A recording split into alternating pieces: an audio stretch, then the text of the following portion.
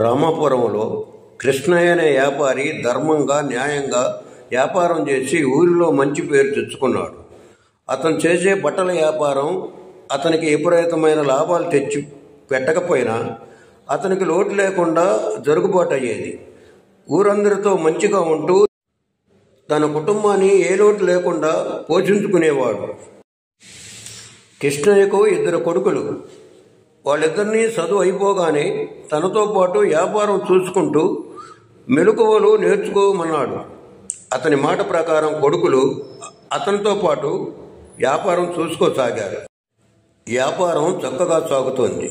బిడ్డలు ప్రయోజకులు కాగానే వాళ్ళిద్దరికి పెళ్లిళ్ళు కూడా చేశాడు కృష్ణయ్య. అందరూ కృష్ణయ్యని అదృష్టవంతులు అనుకునేవారు. ఇటు ఇంట్లోనూ అటు వ్యాపారంలోనూ కృష్ణయ్య మాటకు ఎదురులేదు. అంతా స్వయంగానే సాగిపోతుంది. కొన్నాళ్లు గడిచిన తర్వాత పెద్ద కొడుకు మోహన్ తండ్రి చెప్పిన తీరున నడుచుకుంటూ వ్యాపారం చక్కగా చేయసాగాడు. కానీ చిన్న కొడుకు ప్రసాద్కి డబ్బులు బాగా సంపాదించాలని, తనదైన రీతిలో వ్యాపారం చేయాలని కోరిక. అందుకే ధైర్యం చేసి ఒకరోజు తండ్రితో ఇలా అన్నాడు: నాన్న, నేను అన్నయ్యతో కలిసి వ్యాపారం చేయాలని అనుకోవటం లేదు. నేను ఇడిగా వ్యాపారం చేస్తాను. నా మాట నాకు ఇచ్చేయండి. తండ్రి అతని మాటలకు ఆశ్చర్యపోయాడు. ఏందిరా, చక్కగా కలిసి చేసుకుంటే ఇబ్బంది ఉండదు కదా అని అడిగాడు. లేదు నాన్న, నాకు కుదరదు. అన్నయ్య నేను చెప్పినట్లు చేయడు. నాకు వాడు చెప్పినట్లు నచ్చడు అన్నాడు చిరాగ్గా. పెద్దోడా, తండ్రి పిలుపు విని ఏంటి నాన్న అంటూ వచ్చాడు మోహన్. వీడేదో అంటున్నాడు. వేరే వ్యాపారం పెడతాడంట, నీతో కలిసి చేయడంట. నీవేమంటావురా? కృష్ణయ్య మోహన్ అడిగాడు. నాదేముంది నాన్న, మీరు ఎలా అంటే అలాగే అన్నాడు. ఏరా మరి, వాడికేం పర్వాలేదు అంటుంటే నీకేమైంది? వ్యాపారం ఒకటేనా, అన్నీ పనిచేయాలనా అడిగాడు కృష్ణయ్య. నేనేం ఏరుపడతానంటం లేదు. వాడు ఎలాగో ఇక్కడ చేస్తున్నాడు. నేను పట్టణంలో చేస్తే బాగుంటుంది కదా, అక్కడ లాభాలు బాగుంటాయని అనుకున్నా. కాదంటే మీ ఇష్టం. ఒక పని ఇద్దరకు అవసరమా అని నసిగాడు ప్రసాద్. కొడుకు మాటల్లో కొంత నిజం ఉంది అనిపించింది కృష్ణయ్యకు. సరే చెప్పావుగా, ఆలోచిద్దామని ఊరుకున్నాడు కృష్ణయ్య. వారం గడిచినా తండ్రి ఏం మాట్లాడకపోవటం ప్రసాద్ని కలవరపెట్టింది. మరోవైపు భార్య నస. ఈ ఆలోచన రావటానికి కారణం భార్య శారద. వాళ్ళ అన్నయ్య పట్నంలో వ్యాపారం చేస్తుంటాడు. పట్నంలో సరదాగా తన వాళ్ళతో ఉండొచ్చని, వేరే కాపురం పెట్టొచ్చని ఆశపడింది. కానీ భర్త కలిసే ఉంటాడని చెప్పటం విని గదిలోకి రాగానే నిలదీసింది. ఒకసారి ఏరు వ్యాపారం, కాపురం అంటే నాన్న ఒప్పుకోడని, తర్వాత మెల్లగా కాపురం కూడా పట్నంలో పెట్టొచ్చని నచ్చజెప్పాడు. ఆ మరుసటి రోజు తండ్రిని పిలిచి తన ఇష్టప్రకారం కానిమ్మని వివరాలని సేకరించి చెప్తే దానిని బట్టి చేద్దామని ప్రసాద్కి చెప్పాడు.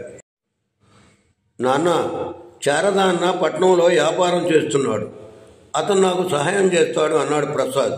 అయితే ముందుగానే ఏర్పాటు చేసుకున్నావా? తీక్షణంగా అడిగాడు కృష్ణయ్య. అదేం లేదు నాన్న, నీళ్లు నమ్మినాడు ప్రసాద్. సరే, అన్ని ఏర్పాటు చేసుకొని ఎంత కావాలో చెప్పు, ఇస్తాను అన్నాడు. నేను ఇచ్చేది అప్పుగానే 3 నెలలు సర్దుకోవటానికి అవకాశం ఇస్తున్నాను. తర్వాత నుండి ప్రతి నెల అసలు వడ్డీ కడుతూ ఉండాలి అన్న తండ్రి మాటలు విని, అదేంటి నాన్న, నా వాటా డబ్బు కాదా నాకు ఇచ్చేది, అప్పుగా ఇస్తావా ఆశ్చర్యంగా అడిగాడు ప్రసాద్. నేనున్నంత వరకు ఆస్తి పంచేదే లేదు. ఉన్న వ్యాపారం పెంచాలని అనుకుంటున్నాను. కలిసి ఉంటే అందరం కలిసి కష్టపడి వ్యాపారం పెంచుకుందాం. కాదంటే కొంత డబ్బు అప్పుగా ఇస్తాను, వ్యాపారం పెట్టుకో. నీ వాటా నేను ఇచ్చినప్పుడే ఇస్తాను, ఇప్పుడేమీ లేదు ప్రశాంతంగా చెప్పాడు కృష్ణయ్య. తనకి నాన్న మాట వెనక తప్పదు.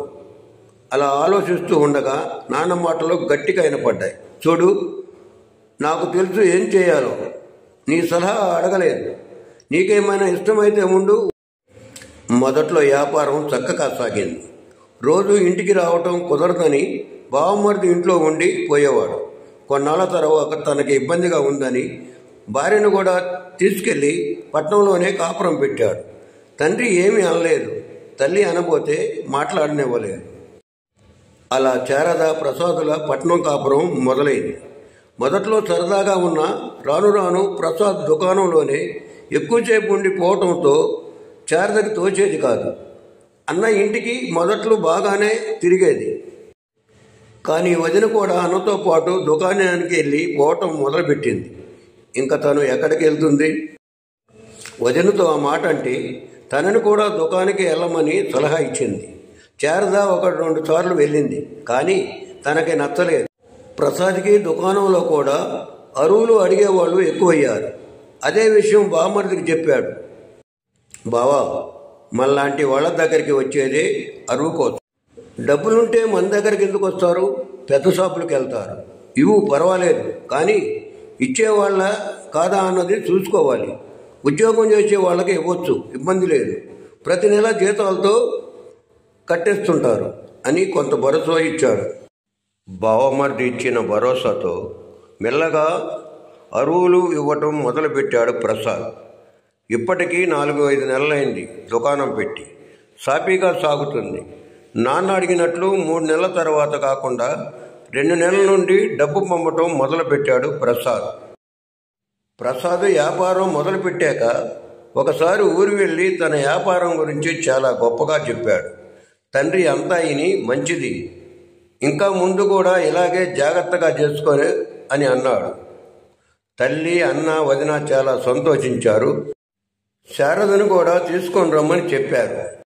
ఈ విధంగా మరో 6 నెలలు గడిచాయి.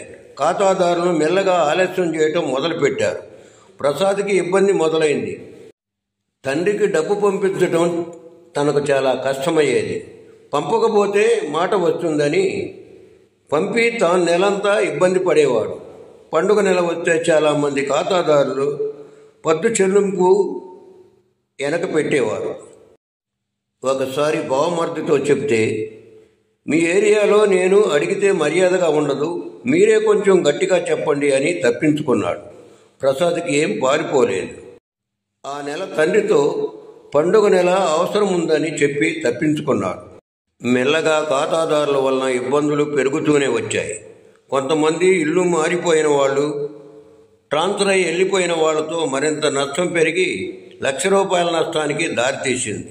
ఈ విషయంలో బావమర్ది నుండి ఎటువంటి సహాయం లేకపోయింది. తండ్రికి తెలిస్తే ఏం చెప్పాలో అర్థం కావటం లేదు. ఇప్పుడు ఆలోచిస్తే నానన్న మాటలకు అర్థం ఇప్పుడు బోధపడింది. తనకు బట్టల దుకాణంలో అనుభవం ఉంది. తమది చిన్న ఊరు. ఎవరెలాంటి వారో నాన్నకు బాగా తెలుసు. సాధారణంగా బట్టల దుకాణంలో ఎవరూ అరువు పెట్టరు, ఎవరో బాగా తెలిసిన వాళ్ళైతే తప్ప. అది కూడా నాన్నే ఎక్కువగా చూసుకునేవాడు. అన్నయ్య కూడా బాగా తెలుసున్న వాళ్ళే అయినా నాన్నని అడగకుండా ఇచ్చేవాడు కాదు. అంతా అరువులేని వ్యాపారం కావటంతో నష్టాలు ఎప్పుడూ రాలేదు. అయినా నాన్నకు ఉన్న అనుభవం ముందు తనంత. ఇవన్నీ గుర్తుకు వచ్చి చెమటలు పట్టాయి ప్రసాద్కి. అదే సమయంలో నాన్న అనుకోకుండా రావటంతో ఒక్కసారి ఊపిరి ఆగినంత పనైంది. కానీ ఎప్పటికైనా చెప్పక తప్పదు. మహా అయితే 4 మాటలు అంటాడు, పడక తప్పదు. కనీసం సలహా ఇస్తాడు కదా అనుకొని ధైర్యం చేసి నాన్నకి ప్రస్తుత పరిస్థితిని వివరించాడు ప్రసాద్. అంతా మౌనంగా ఉన్న కృష్ణయ్య, సరే ఈరోజు నేను పని మీద వెళ్తున్నాను, మరో 2 రోజుల్లో వస్తాను, అదే పడుకో అని వెళ్ళిపోయాడు. నాన్న ఏమీ అనకపోవటం ఆశ్చర్యం అనిపించింది. అన్నట్టుగానే 2 రోజుల తర్వాత నాన్న వచ్చాడు. రాగానే దుకాణానికి వచ్చాడు. అలా 15 రోజుల పాటు వ్యాపారం మొత్తం తనే చూసుకుంటూ తనని వసూలుకు పంపాడు. ఊరు వదిలి వెళ్ళిపోయిన వాళ్ళవి తప్ప చాలా మందివి వసూలయ్యాయి. తాను ఇంటికి వెళ్ళటంతో మొహమాటానికి కొందరు ఇచ్చేశారు. దుకాణంలో నాన్న వారిని అడిగిన తీరు కొంతమంది ఇచ్చేశారు. ఈ విధంగా చాలా మటుకు వసూలు కావటంతో కాస్త గట్టెక్కి నా పనైంది. శారద మామగారి రాకతో భయపడింది. వ్యాపారం సరిగా లేదని వెనక్కి వచ్చేయమంటాడేమోనని. కానీ ఆయనే నిలబడి వ్యాపారాన్ని ఒక దారికి తేవటంతో చాలా సంతోషించింది. దుకాణం అంతా చూసి కావలసిన కొన్ని వస్తువులు తెప్పించి మళ్ళీ కొత్త కళ తెప్పించాడు. మెల్లగా ఖాతాదారులు పెరిగి మళ్ళీ పూర్వస్థితికి వచ్చింది దుకాణం. కృష్ణయ్య తన ఊరు వెళ్ళాడు. అప్పటి నుండి జాగ్రత్తగా దుకాణం చూసుకుంటూ కొంచెం కొంచెంగా అభివృద్ధి చేసుకున్నాడు ప్రసాద్. కాస్త కుదుట పడ్డాక భార్యతో కలిసి ఊరెళ్ళాడు. ఇంట్లో అందరూ ఎంతో సంతోషించారు. అన్నతో కూర్చొని వ్యాపార విషయాలు మాట్లాడుతూ, అన్నా, నాన్న చెప్పింది నిజమే. మనకు అనుభవం ఉన్న వ్యాపారం చెయ్యాలి కానీ అనుభవం లేని పనిలో వేలు పెడితే మునిగిపోవటం ఖాయం. నా పరిస్థితి అదే అయ్యింది. నాన్న కలగజేసుకోకుంటే నేను మునిగిపోయేవాడిని. అంతేకాకుండా కొంత డబ్బు పెట్టుబడి పెట్టి నన్ను కాపాడాడు అన్నాడు ప్రసాద్. చిన్న, అది నీ డబ్బేరా. నువ్వు మొదట్లో పంపిన డబ్బును జాగ్రత్త చేసి అదే నీ వ్యాపారంలో పెట్టుబడిగా పెట్టారు. నిన్ను ప్రతి నెలా డబ్బు కట్టమన్నందుకు తిట్టుకొని ఉంటావు, కానీ నీ అవసరాల కోసమే. నువ్వు దాతలేవని నాన్న నీ దగ్గర తీసుకొని దాచాడు. అది నీకోసమే చెప్పటం ముగించాడు మోహన్.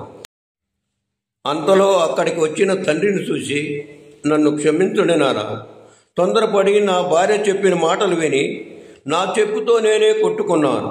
ఇక ముందు ఏ పొరపాటు చేయను అన్నాడు ప్రసాద్. అరే, ఇప్పుడేమైంది?